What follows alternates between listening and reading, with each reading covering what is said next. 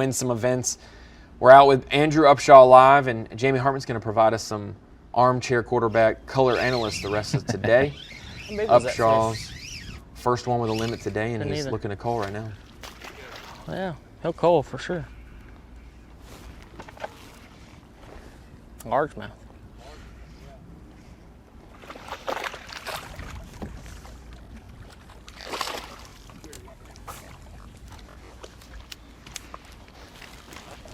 Yep. Decent little chunk of largemouth. First largemouth we've seen today, Jamie. Maybe you're bringing the largemouth. Not bad. Moving on up. Slowly but surely, try to put it together. So it's predominantly been small or spotted bass, huh? Spotted bass today. The cloudy, overcast conditions. The rain has really hurt that. Maybe brush pile bite. You know, they spread out a whole lot more. You've got some experience here with a good finish at Hartwell last year.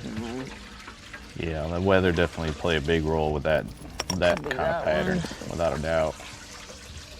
Or that one. It's a little bit of a switch up. You're from the north, you know smallmouth real well. You now live in Arkansas, so you know the largemouth real well as also. But spotted bass just act completely different, and especially when they're feeding on herring, not like threadfin shad. They're just totally different creatures. Yeah, there's no doubt. They can be a pain, and they can. I mean, when you get on them and they're abundant, they're fun, but they can be finicky. But when they're out there chasing that, that's where it really is different. Like when they're in that open water and they're starting to school on some of that bait. They're just big roamers like them smallmouth. They'll chase that bait all over the place. I mean, you can catch them in one area and they'll blow up 100 yards the opposite direction. So they don't care anything about structure. They're just looking at that bait and they're looking up the whole time. A lot of these fish getting caught on topwater this week, a couple different kinds. You've got your walk-in topwaters with treble hooks. You've also got your soft plastic jerk baits like flukes and caffeine shads, and that's what our leader Patrick Walters, that's what Andrew Upshaw, switching between that. And we often see him do it on a spinning rod, and the deal with the spinning rod is a little bit more castability. Whether you believe it or not, you can sling that soft plastic much farther. He's hooked up again. Yeah, he's on them.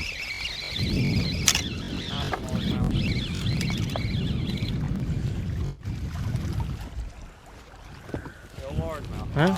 Yeah, a little largemouth, pal.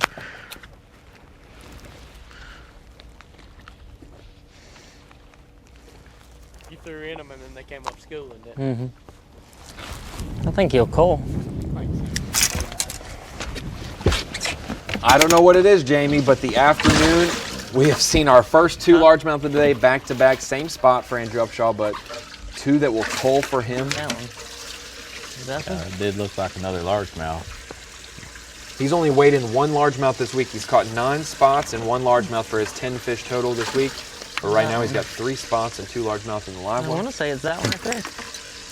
He's got to figure out, that's the hardest thing probably to cull for ounces with spotted bass. They all look similar. Some are really shorter than others, but full of shad that they're fed up on. Yeah, you get into a culling war with them, without a doubt. If you get your scale and you've got to pay attention to them deals. But yeah, I don't know what he's kind of catching. If they're all clones, then that's where you really got to watch your ounces. But I think them largemouth definitely going to weigh a lot more than what them spots are in there.